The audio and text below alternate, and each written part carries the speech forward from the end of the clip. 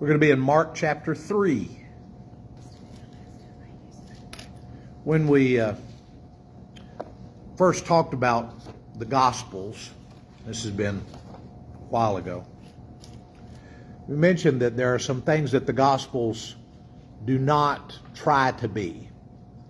One of those is a non-interested history. Right? If you can get a historian who's not involved in the story, who doesn't care who won the war, who doesn't care who got elected, and get them to give you the history, the gospel writers were not that. They had a horse in the race, and they were interested in telling you what they saw in Jesus that you needed to know. So it's not a dispassionate group of teachings. It's also not a chronological history. So sometimes when you're reading in the Gospels, you'll see one of them report that something happened over in this time frame, and another one will report that it happened over in this time frame. And you say, well, was that two different occasions, two different times that the same thing happened? Which sometimes that's a possibility. What we're going to look at tonight is a couple of things that happen, and they're recorded in groups. So while the author was thinking about one particular category of thing, they report a couple of other instances, not that they happened day after day after day, but that, oh, there was this other time that he did the same sort of thing, and so they group them together. And we'll notice that in Mark, and then we'll notice it also in Luke. Chapter 3 begins with the words, another time, or on another occasion. He was teaching in the synagogue and healed a man at the end of chapter 2. And there was an objection raised. Right? Jesus has to defend his doing good things on the Sabbath day. Well, another time, Jesus went into the synagogue, so another Sabbath day.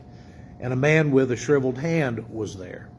Some of them were looking for a reason to accuse Jesus. We find out a little later that some of them are Pharisees, which we were having problems with in chapter 2. Some of them were looking for a reason to accuse Jesus, so they watched him closely to see if he would heal him on the Sabbath. Jesus said to the man with the shriveled hand, stand up here in front of everyone. So Jesus calls him to the very front of the class so that everybody can see him. They were already aware that he was there. They were wondering if Jesus was going to do something about it on the Sabbath, which tells you a little bit about this group of people. Of course, they didn't really have anything they could do. They weren't miracle workers. They didn't have the opportunity to change this man's life like Jesus was going to do. But their response to suffering was to use it as an opportunity to accuse Jesus. They were less interested in the man and in his problems in life than they were in Jesus doing something good for the man. Same kind of thing. The disciples were walking through the grain fields, picking the heads of grain and eating them. They didn't care whether the disciples were hungry. They just had an agenda, and they were going to make sure that everybody was on the same page and following their agenda. So they're watching to see if Jesus will do anything. Jesus just stands the guy up in the middle of the room, and Jesus said to them, which is lawful on the Sabbath, to do good or to do evil, to save life or to kill? They all remained silent.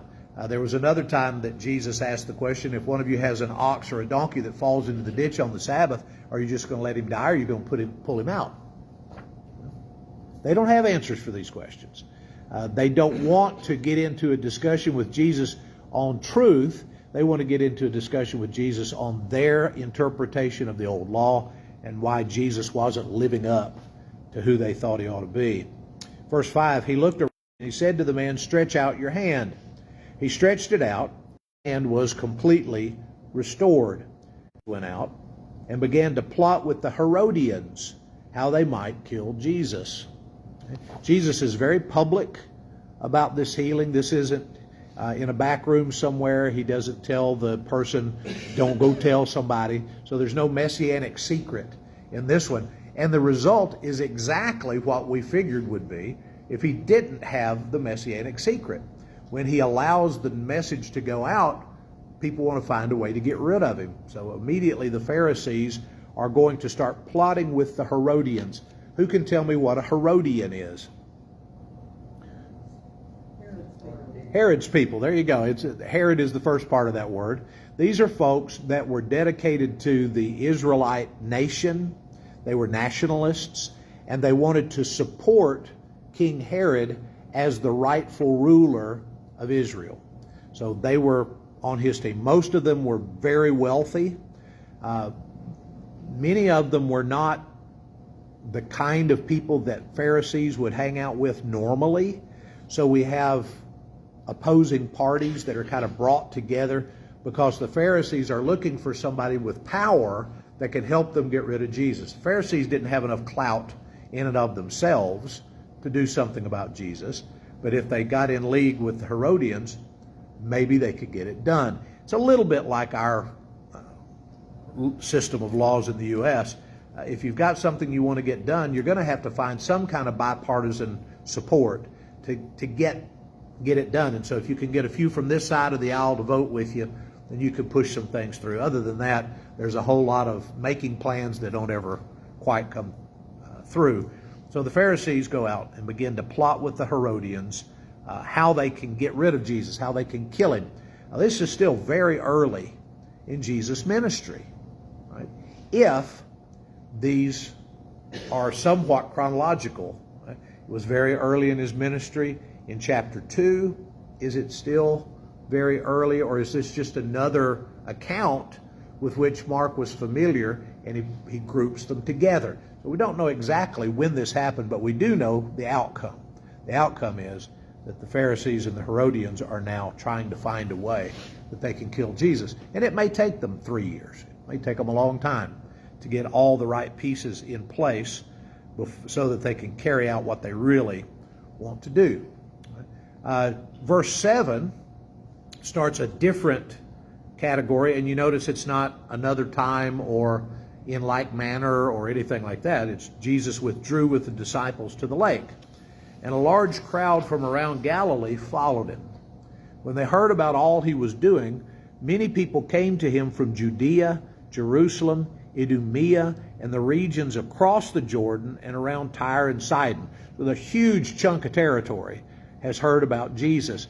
Very similar to the people that came to see John. Right? All of Jerusalem and Judea and the surrounding territory. That's parts over the other side of the Jordan, parts up around Tyre and Sidon. They were up on the coastline of the Med. So people from all over the place are trying to get to Jesus. Verse 9, because of the crowd, he told his disciples to have a small boat ready for him to keep the people from crowding him, for he had healed many, so that those with diseases were pushing forward to touch him. Whenever the impure spirits saw him, they fell down before him and cried out, "You are the Son of God." But he gave them strict orders not to tell others about him. So we're back to the messianic secret. Let's take just a minute and go over to Luke chapter 5. And we'll have a similar account, but it's in a place where Luke is grouping things together. So may or may not have happened all at the same time. Luke chapter 5, we're going to start in verse 1.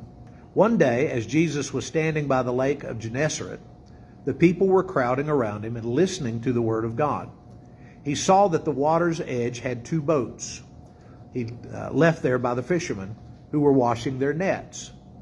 He got into one of the boats, and the one that was belonging to Simon, and he asked him to put out a little from shore. Then he sat down and taught the people from the boat. Does that sound like the same account? Yeah, same kind of thing going on. So then Luke goes on and he says, when he had finished speaking, he said to Simon, "Put out into deep water and let down the nets for a catch." Simon answered, "Master, we've worked hard all night, haven't caught anything, but because you say so, I will let down the nets." When they had done so, they caught such a large number of fish that their nets began to break. So they signaled their partners in the other boat to come and help them, and they came and filled both boats so full that they began to sink. When Simon Peter saw this, he fell at Jesus' knees and said, "Go away from me, Lord, I'm a sinful man." for he and all of his companions were astonished at the catch of fish they'd taken. And so were James and John, the sons of Zebedee, Simon's partners. Then Jesus said to Simon, "Don't be afraid. From now on, you will fish for people." So they pulled their boats up on shore, left everything, and followed Jesus. So we have this little group of things about the early days of Jesus meeting Peter and Andrew, James and John, about a miracle that he worked on their behalf, and how he called them, and then they went and followed him.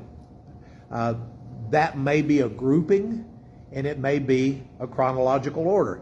But we have the same thing happening in Mark, different occasion, different kind of thing, and maybe Mark is the one that's kind of grouping things together. But anyway, the importance is not the chronology of the thing. The importance is that they're getting their message across. Think about it in terms of modern day preaching. If you're preaching on, let's say, resurrection, preached on resurrection this morning, you're going to run around from 1 Corinthians 15, 1 Thessalonians 4, 2 Thessalonians 2. Maybe you go over to the Revelation.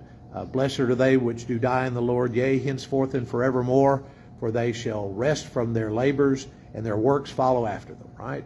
Those are great passages to talk about the forever nature of the kingdom. But they're not from the same author, they're not from the same occasion, they're not in the same context, but they fit together. And so sometimes the gospel writers will just take things that fit and put them in line together. And it's not in your best interest to try to decide that that was chronological. Just take it at face value. Sometimes it is, and sometimes it's a grouping rather than a chronological account. Back to Mark, chapter 3, verse 13. Jesus went up on a mountainside and called to him those he wanted, and they came to him. He appointed 12 that they might be with him and that he might send them out to preach. He appointed the 12 so that they might be with him and that he might send them out to preach and to have authority to drive out demons. Right? So if you're appointed one of the apostles, you have two jobs. Your job is to preach and to cast out demons. So from the very beginning, they are given a level of power that is beyond what other people had. A level of authority that's beyond what other people had. So he's got lots of disciples. A couple of weeks ago, we did that, expand your view exercise with the guy that was in the middle of the room, and then the Pharisees, and possibly we went out like that.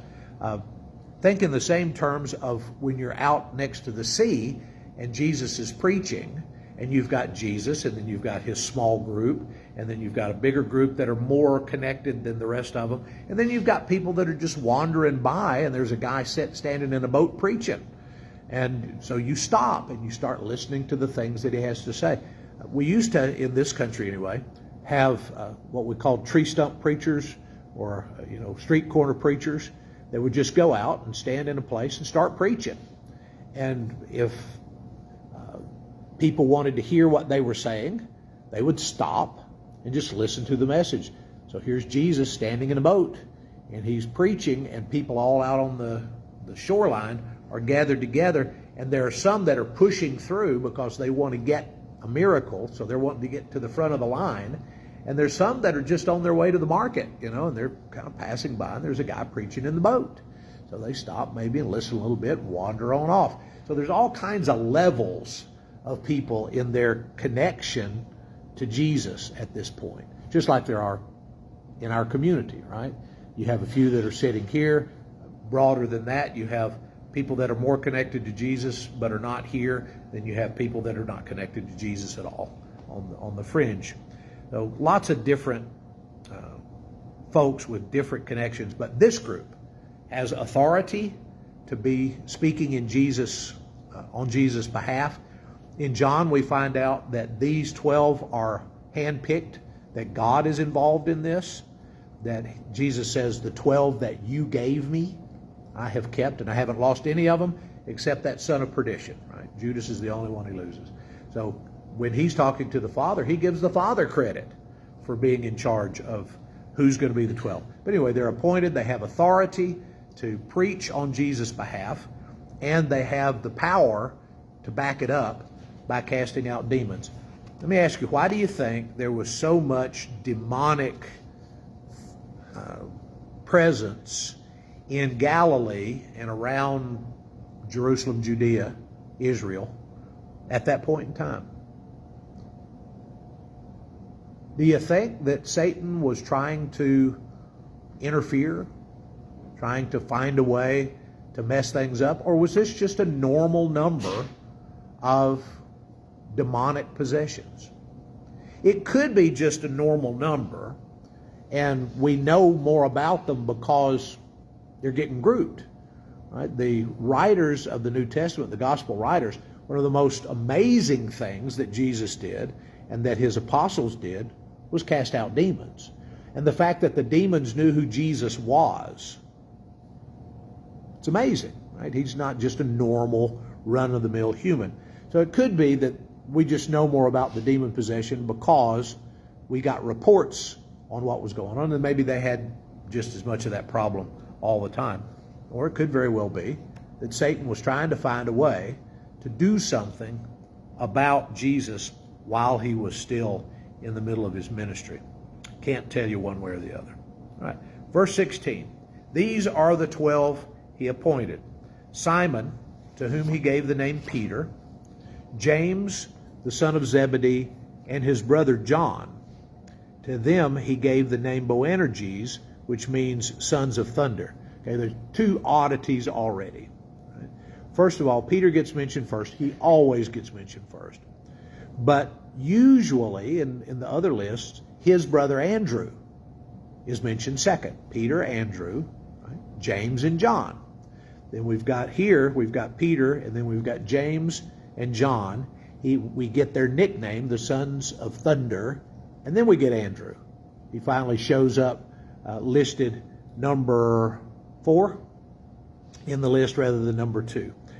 Philip, Bartholomew, Matthew, Thomas, James the son of Alphaeus, Thaddeus, Simon Zelotes, or Simon the Zealot, and Judas Iscariot, the one who betrayed him. So early on in Mark, we get this list of the apostles, and they will be center stage pretty much throughout the gospel. They're good times and bad times, things that they do well, things that they mess up, things that Jesus has to correct, things that he can praise them for doing. But these are his apprentices. Their job is to outlive Jesus and to keep the message going when he's gone back to the Father. That's who these guys are. They're going to end up being the pillars of the church. You know, Jesus is the foundation. They're going to be setting the groundwork. When Jesus goes back to the Father, these guys are going to, for the most part, stay in Jerusalem for the first 8 or 10 years, then big persecution, and they go all over the place. There's lots of fables, legends, what-ifs that are out there. We don't know exactly whether they're true or not. These guys did an amazing amount of work to start the church. Jesus never started a church, right? There was never a congregation that had Jesus as its minister.